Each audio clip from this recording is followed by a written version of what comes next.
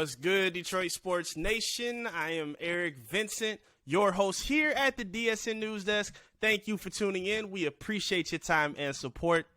And I'm here with a report and an update, a huge update, an encouraging update on the front of the Detroit Pistons and Cade Cunningham specifically. And this is a player that we haven't really heard much about since his injury. Unfortunately, Cade has been ruled out for the season. He'd been dealing with this shin injury all year, and Cade provided a lot more detail on that injury in an interview with James Edwards III on The Athletic. So shout out to them. Very well done interview. I highly encourage you to check it out there if you haven't done so. Cade aired out a lot of information that Piston fans have been wondering for a long time. And we saw a lot of things that questioned that maybe this injury was a lot more serious than the Pistons knew about and us as fans knew about. Because think about how this injury was originally diagnosed.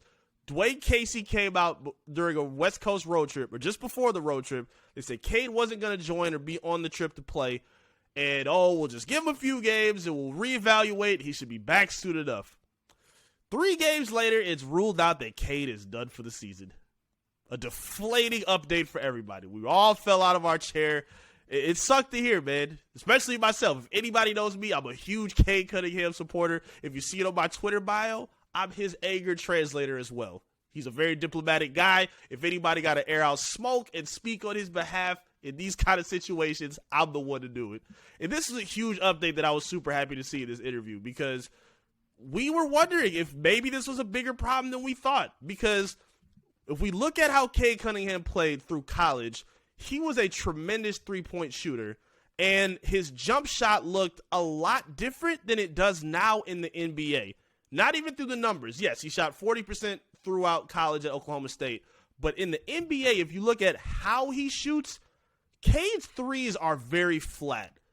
He doesn't get a whole lot of lift off his feet. He doesn't get a whole lot of jump on the air. And we even saw in reports his rookie season that John Beilein was working on redoing his form to create more arc and lift on his three-point shot. So we were all questioning, like, wait a minute, this guy was sitting up here shooting 40% in college. What does he need to get his shot reworked for? And if this is the reason why, it makes a whole lot of sense. I can't confirm and say that's specifically it, but Cade gave a lot of insight to if that could possibly be the reason. He even talked about how long it'd been going on for, because Cade said this leg injury, this shin injury specifically, was an injury that he had been dealing with since high school, which puts a lot in perspective. First, it's cool. He also spoke on how he's feeling better. He's happy he's had the surgery, and he's in better spirits through his recovery. That's the most important thing. We're happy to hear that.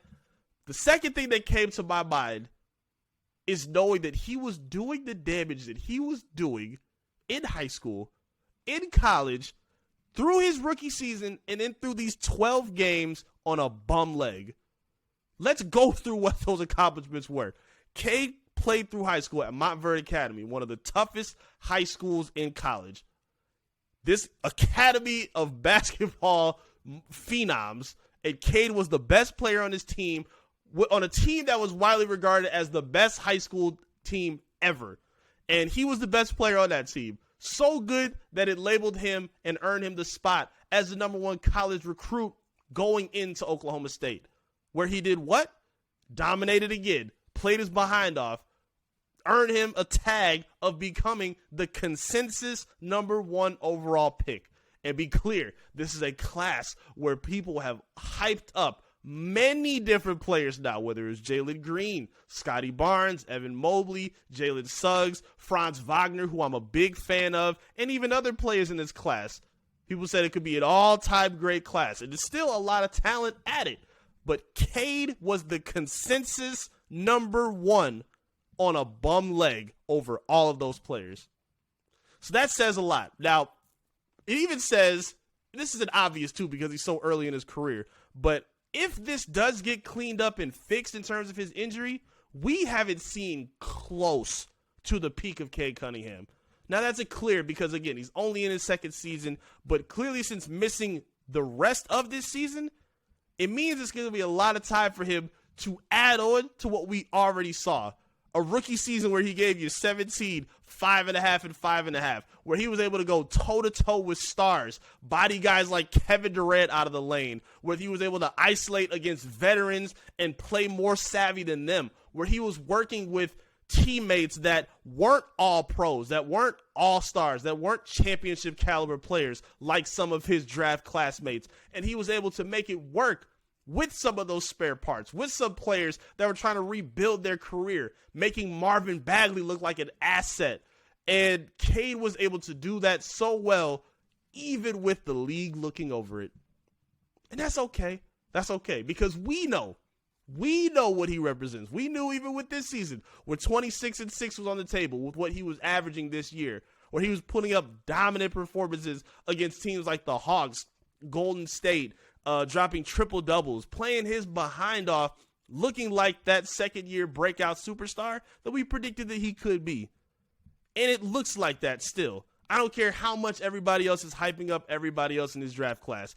Cade is still the number one best player of the 2021 draft class. I don't care about who's tweeting, talking about who's leading in points in the class now, who's leading in rebounds and assists and steals, and then ask me at the end who would be number one in a redraft. It would still be Cade Cunningham. It would still be Cade, because if he's able to perform how he did, the way he did this season, even with his three-point shot struggling the way it did, and again, we'll talk about it again, 31% from three his rookie year, 28% from three this season.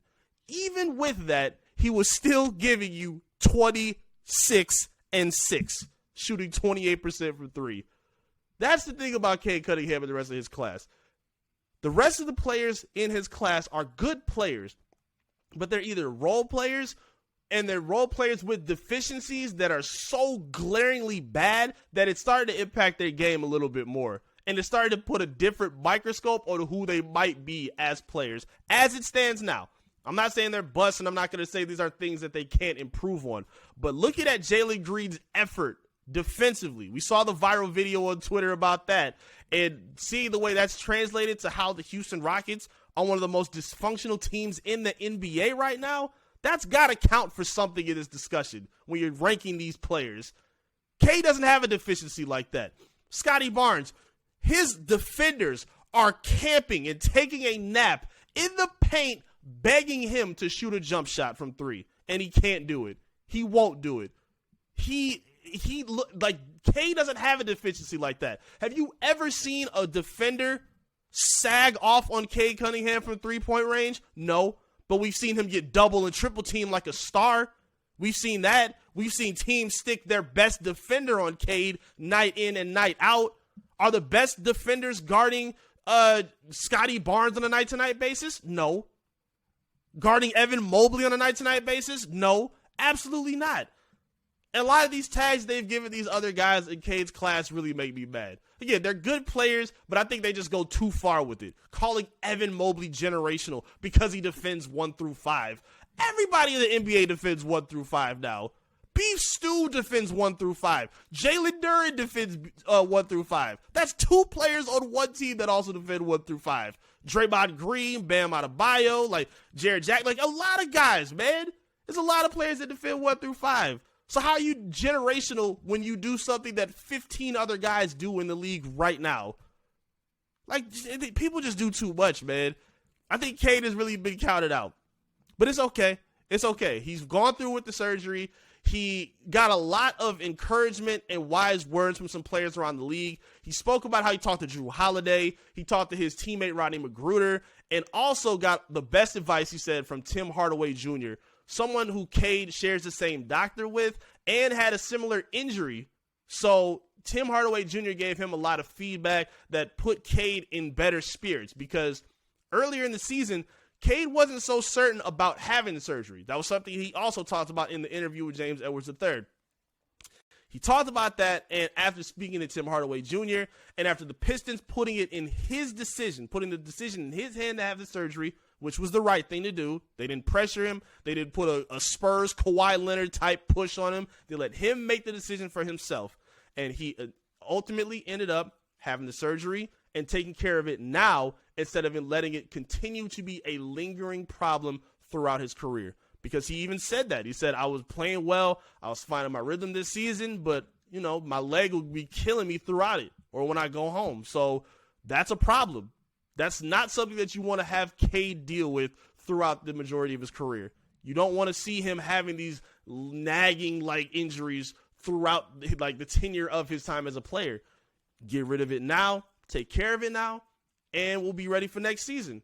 Again, he also talked about how the Pistons are not banking on him for just this season. They're thinking about the next 10. They're thinking about the long game. And Cade is thinking about that as well. He said, I got a lot of basketball left in me. And of course he will be upset. Of course it would hurt to not be able to play with your guys, be in there and, you know, capitalize on the momentum that you were building in your second season.